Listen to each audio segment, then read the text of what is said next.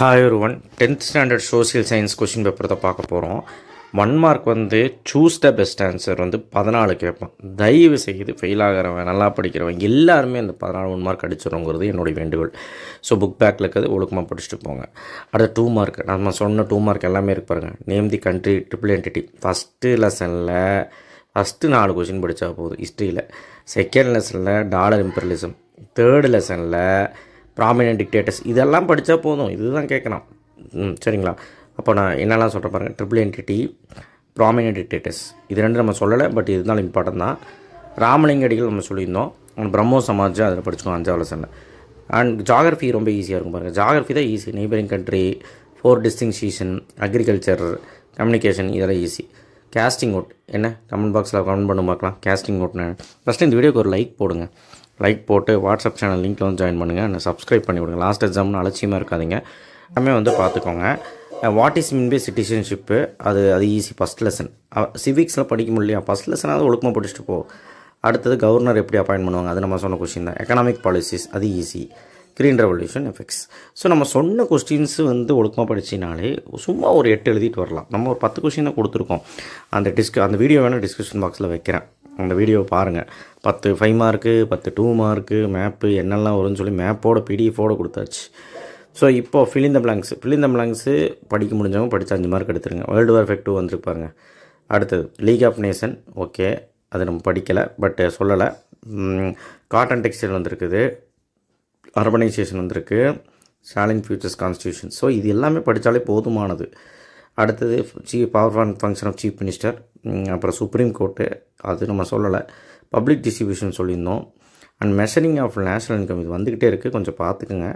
நல்லா படிக்கிற மட்டும் பார்த்துக்கோங்க. அண்ட் டைம் லைன் பொறுத்த வரைக்கும் 1910 5 20, 20 40, 20 40, 30 50, இந்த ரேஞ்சுக்குள்ளே பார்த்து வைங்க. இல்லைனா எழுத முடியாது. இது வந்து நான் மேப் உங்களுக்கு பிடிஎஃப் கொடுத்துருக்குறேன்.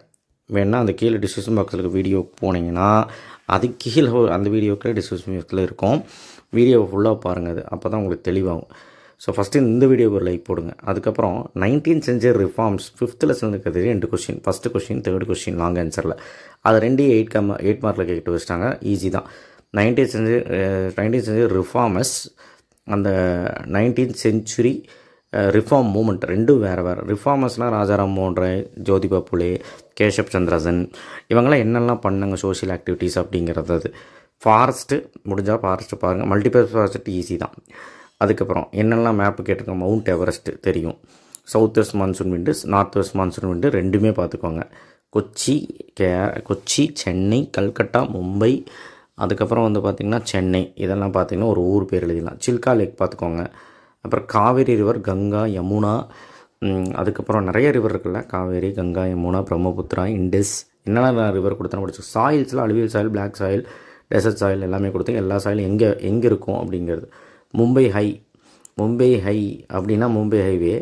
கல்கட்டா பாருங்கள், கல்கட்டா கேட்டிருக்காங்க. ஸோ ரொம்ப ஈஸியாக இருக்குது. இந்த சைடு பாருங்கள். ஆர் சாய்ஸில் தார் டெசர்ட் எழுதி, டீ ப்ரொடக்ஷன் ஏரியா எழுதிடலாம். கோரமண்டல் கோஸ்ட்டு சைடில் இருக்கும். மால்வா பிளாட்டோ எழுதிடலாம். பே ஆஃப் பெங்கால் வெளியில் இருக்கும். மவுண்ட் ஃபாரஸ்ட் மேலே இருக்கும். டெல்லி வந்து நடுவில் இருக்கும் சென்டரில். Chennai to Mumbai airway. So இதில் இருக்கிறது பார்த்தாலே போதுமானது கிடையாது. நான் சொன்ன மேப்பெல்லாம் பார்த்தீங்கன்னா அதில் 8 மார்க் அடிச்சிடலாம். அதுவுமே அந்த பிடிஎஃப்பில் நான் கொடுத்துருக்குறேன். ஸோ ஓரளவுக்கு நல்லாவே எழுதிடலான்னு வச்சுக்கோங்களேன். சும்மா நம்ம வந்து அவுட்லைனாக படிச்சு போனால் நல்லபடியாக எழுதலாம். ஓகேவா? ஸோ நல்லபடியாக பண்ணுங்கள். ஃபெயில் ஆகிடாதீங்க. இப்போவும் சொல்கிறேன், 1 மார்க்கு மேப்பு டைம் லைன் படித்தாலும் 32 மார்க்கு.